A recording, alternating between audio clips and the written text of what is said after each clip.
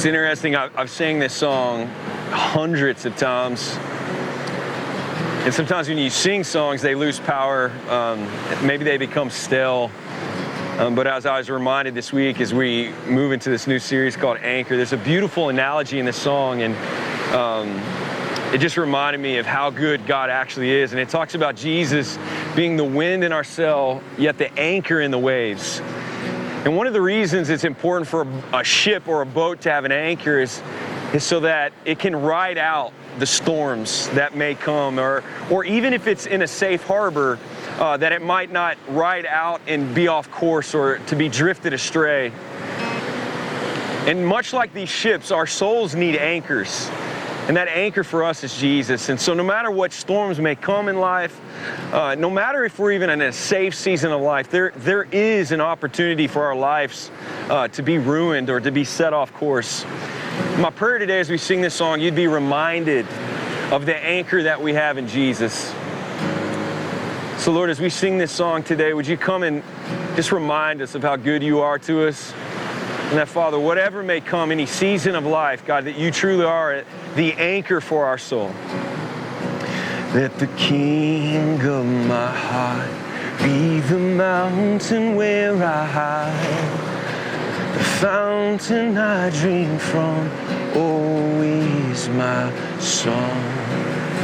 Let the King of my heart be the shadow where I hide, the ransom for my life, always my song. 'Cause you are good, you're good, oh, you are good, you're good, oh. Let the King of my heart be the wind inside my sails, the anchor in the waves, always my song. Let the King of my heart be the fire inside my veins, the echo of my days, always my song. 'Cause you are good, you're good, oh, you are good, you're good, oh, you are good, you're good, oh, you are good, you're good, oh. You're never gonna let me down. You're never gonna let me down. You're never gonna let me down. You're never gonna let me down. You're never gonna let me down.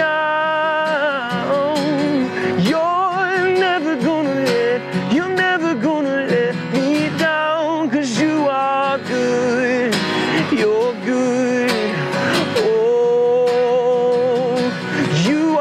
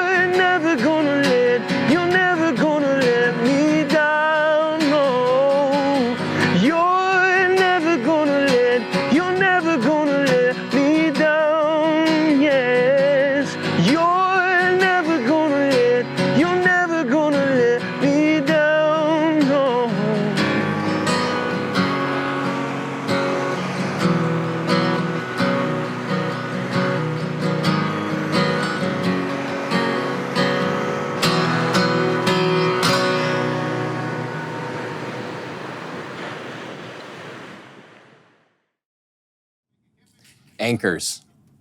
Every single boat out here has one. We were just singing about anchors. Matt was talking about anchors and anchors that we need in our life to hold us through every season.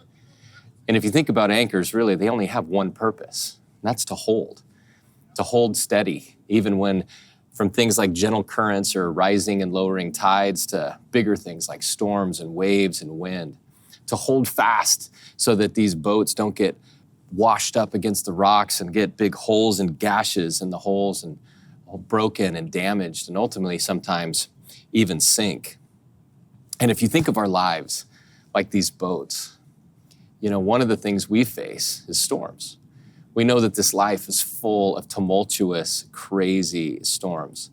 Everything from gentle currents that cause us to drift sometimes a little off course. And sometimes there's raging winds and storms and waves that feel like they're going to crash over us and cause us to get washed up on the rocks. Sometimes our lives feel like they're going to get holes and damaged. And even externally right now, there's storms that are raging. There's natural disasters and fires. There's COVID and pandemics globally. Not only that, the social and the political and the economic climate that we're facing in this world just creates so much disunity and hatred and oftentimes even violence, distance. But even internally, there's storms that we face. There's fears, there's lies, there's doubts, anxiety that tends to steal our hope and our joy. There's so many influences and opinions that are coming our way, telling us how to think and what to do in this life. And all those things can cause us to drift. They can cause our hearts to wander, our minds to wander, and ultimately even threaten to take our lives and wash them up against the rocks. But what's going to anchor us? What's going to hold us steady in an unsteady world? Where are we going to find the wisdom that we need to navigate the uncharted, tumultuous water that we face, not just in this season, but over the course of a lifetime? Well, in the Bible, there's this book called Proverbs, and it's a collection of short truths that's memorable, collected by Solomon. The Bible tells us was the wisest man that ever lived. And Proverbs chapter 2 gives us this answer. First 6 verses says, "My child, listen to what I say and treasure my commands. Tune your ears to wisdom and concentrate on understanding. Cry out for insight and ask for understanding. Search for them as you would for silver. Seek them like hidden treasures. Then you will understand what it means to fear the Lord, and you will gain knowledge of God, for the Lord grants wisdom." What's going to anchor us and hold us steady in an unsteady world? Where are we going to find the wisdom we need to navigate this life? Anchored people listen for God's voice.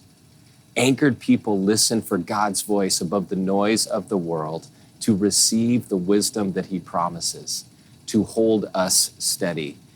In the noise that comes our way and the variety of opinions, we can trust and believe that his word, that his voice will hold us steady, that will aim us towards hope and joy and life in the midst of pain and rising and lowering tides and blowing winds and waves. And there's 2 things that we see in this passage that he points out for us to receive this wisdom. The first one is there's a sense of active listening. An active listening, not a passive listening. He says, listen to what I say, tune your ears to my word, to my voice. And we understand there's constantly noise that's coming and going, even as we sit out in a place as peaceful as this. There's constantly noise and clatter that just happens all around us. And it's not about sound waves coming in and out. What he's inviting us to do is to choose to tune our hearts and our ears and our minds to God, to his voice above all the noise. The Hebrews, the Israelites, they had this word called Shema, and it meant that they would listen to focus their attention to the point of action. It meant that they were going to hear so that they could do something about it, that it would change their life as a result. And so in this world of noise and confusion and clutter, who are you listening to? And not just who are you listening to, how are you listening today? Are you listening to critique? Are you listening to comment or just to make your point as soon as someone's done? Or are you listening to God's voice? Oftentimes we can listen to God in that same way. We can listen to God, but we can listen to try and prove him wrong. We can listen to try and show him how he's failed. We can listen to show him all the different ways that it's not going to work. Or we listen to learn. Or we listen with the spirit of humility to receive the wisdom that he has for us. And it's interesting, we have the ability to listen to a distinct voice in the midst of all the noise. One of the ways we get to see this, one of the ways I've seen this was my boys actually, they're athletes, they play football. And it's interesting because I would coach them for some seasons. And as they got into high school, you'd be in these stadiums and you're down on this field and there's a band playing and there's cheerleaders cheering and there's stands going crazy and there's referees blowing whistles and there's music playing and there's so much noise, opposing coaches and sidelines yelling and screaming. And they're in the middle of all that, trying to focus, trying to do their jobs, trying to stay the course and hold steady and do what they're called to do. But it was interesting because as they're out there in the midst of all that noise, all of a sudden their coach would yell their name. And I could see their head turn and they would get instruction and they would nod or they'd respond and give a thumbs up and they would get back to what they needed to do. They were tuning their ears to the voice that mattered most in that moment. And that's what he's saying here. First thing is active listening. If you want to hear God, he is speaking, but we have to tune our ears to hear him well. The second thing we see is there's this passionate pursuit. He says, search for me, seek my wisdom and understanding above all else. And one of the things we know is that this is a process over time, over a lifetime, but we understand what it means to passionately pursue. Not too far from where we're sitting right now, I remember that my wife, when we were dating, she was getting her master's at Long Beach State, and she would drive down Pacific Coast Highway back to a place she lived with a bunch of her friends. And I remember late at night, I knew her schedule, I knew her routine, and sometimes I would come and I would just sit in a parking lot overlooking the corner where I knew she would turn to go towards her house. And I would wait to see her car turn. And then I would just call her and say, hey, what are you doing? She's like, oh, I'm on my way home from school. And I'm like, oh, that's great. And we'd catch up a little bit. And then I'd say, would you want to grab coffee? And she goes, well, where are you? And I said, oh, I'm just wrapping up with some friends. And I'd been waiting there for hours just to see her car turn, to pursue her, to have coffee, to spend time with her so we could cultivate and nurture this relationship. And that's the invitation here. Actively listen to God's voice above all the noise, but passionately pursue him. Pursue his word, pursue his truth, pursue his spirit so that we can walk in everything he's calling us to. So who are you listening to? What's the primary voice that's speaking to you in your life? And importantly, also, who are you passionately pursuing? Or maybe what are you pursuing? Because those two things are critical for us to stay anchored in an unsteady world. And it's beautiful because he says, when we do these things, then you'll fear the Lord, you'll see him, you'll know him, and you'll receive his wisdom. And when he says fear the Lord, he's not saying that we have to be afraid of God in any way, shape, or form. The word there, the concept is the sense of reverence and awe and wonder. He says when you listen for his voice, when you hear the God that created everything that we sit in right now, the beauty of sunrises and sunsets, the gifts that we have to live and survive, the unique creations that all of us are, when you hear the God that created all of that, there's a sense of reverence and awe and wonder. And that's what it means to fear the Lord. And not only that, he says you can know him. We were just singing the song about how Jesus is the one who builds the bridge, is the anchor that holds us fast to God as our creator. And when we surrender to him, when we trust him with our whole life, when we choose to listen to his voice and passionately pursue him, he's like, you can know him and he will give you wisdom. That's the great gift. But we need to pay attention to the little words in the Bible as much as the big words. Because these gifts, it starts with then. And in some of the literal translations of this passage, we see that this actually begins with this little word, if. And so it would really read more like, well, if you listen to what I say and treasure my commands, and if you cry out for insight and ask for understanding, and if you search for them as you would silver, and if you seek them like hidden treasure, well, then you will fear the Lord and know him, see him, receive his wisdom. You see, God knows, and Solomon knew that we have so many choices, about where we're going to anchor our life. We get to choose. God gives us the choice, and we get to decide what's going to be our anchor in life. What are we going to trust to hold us steady in an unsteady world? And he's saying, if you choose to listen, if you choose to trust, if you choose to pursue, if you choose to seek and listen to my voice above all the others, then you're going to receive all the wisdom and hope and joy and love you could possibly imagine. And what are the other voices that are vying for our attention in this world? What are the other voices we could listen to? There's powerful voices in our lives. From the time we're born, we have the voices of our moms and our dads, of our coaches and our teachers. And as we grow older, the voices of our bosses, even our coworkers. And oftentimes these voices are powerful, and they can speak truth and beauty and encouragement, but they can also steal. They can also speak lies into us and saying, you're not valuable, you're not good enough. You should have never. I can't believe you did this. And those things stick with us. We have the voices of the present that we can choose. The voices of the media or even social media, the voices of our friends, either liking or disliking who we are or what we say or what we've done. And those voices can stick in our lives as well. And then, of course, there's our own voice. There's ourself. We tend to believe and agree with these lies over time, and they take root deep within us. We start to think we're not valuable, we're not worth anything, we're not good enough. And it puts us in this spiral of trying, and we start to drift off course, and sometimes even crash into the rocks, and we get big holes and gashes and scars deep within us.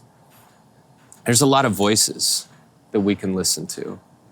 But if we anchor to his voice, if we receive his wisdom, then we'll know him. We'll see him. We'll get to experience the wonder and the awe of being connected and hearing from the creator of everything we are. And it will hold us fast through life.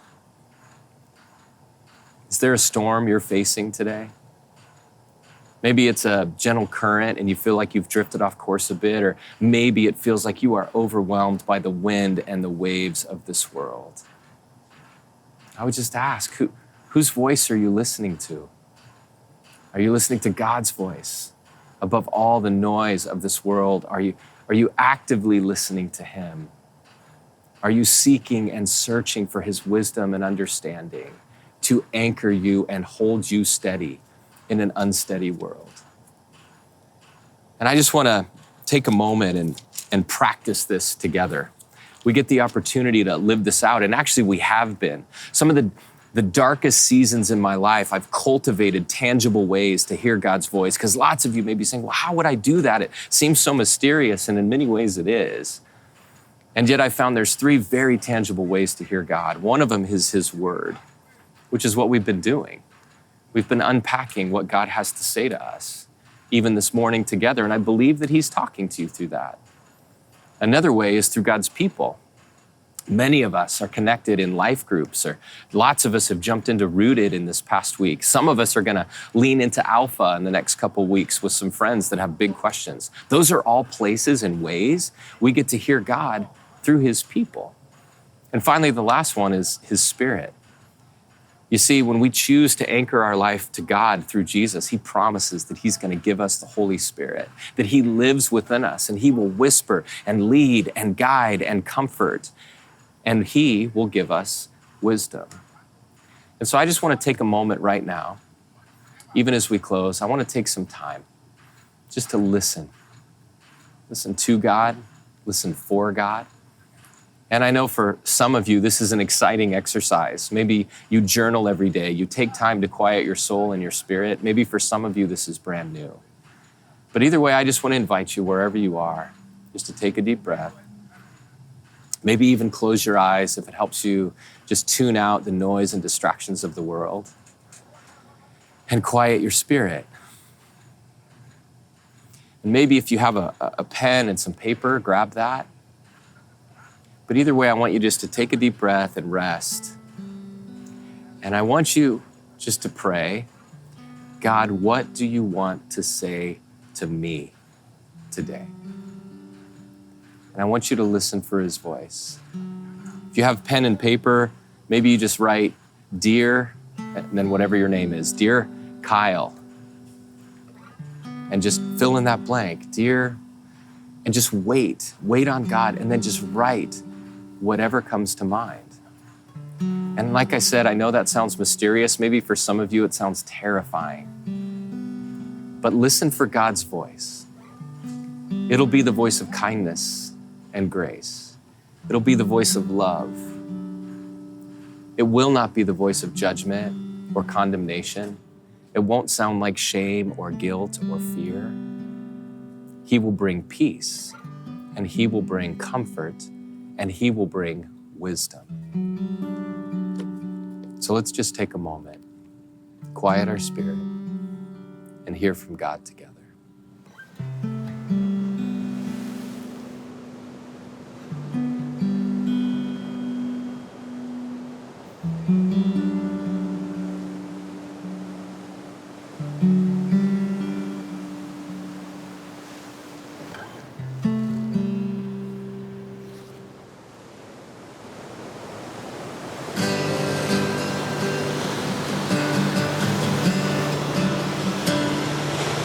God, I look to you, I won't be overwhelmed. Give me vision to see things like you do. God, I look to you, you're where my help comes from. Give me wisdom, you know just what to do, yeah.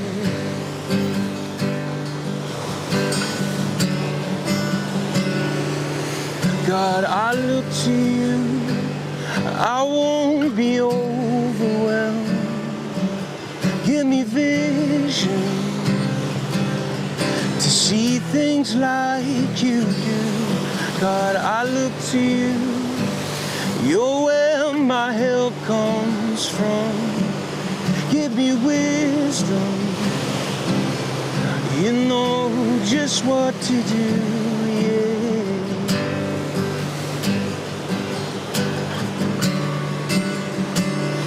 And I will love you, Lord, my strength. And I will love you, Lord, my shield. And I will love you, Lord, my rock. Forever all my days, I will love you, God.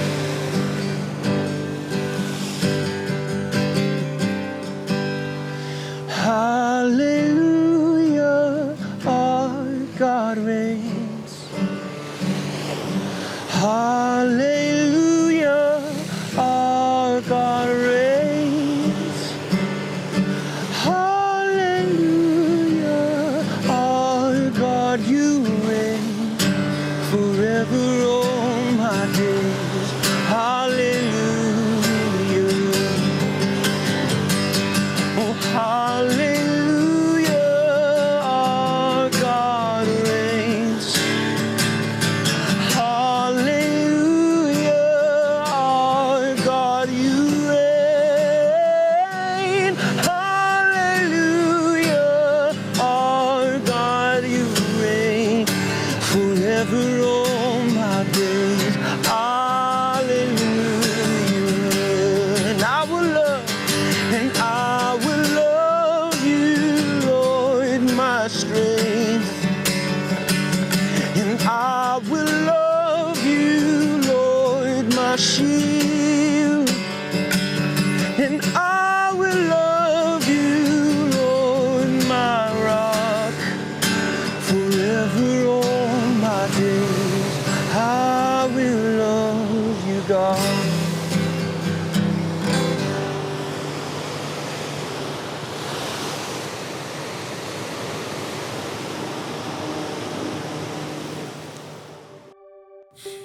That's our prayer.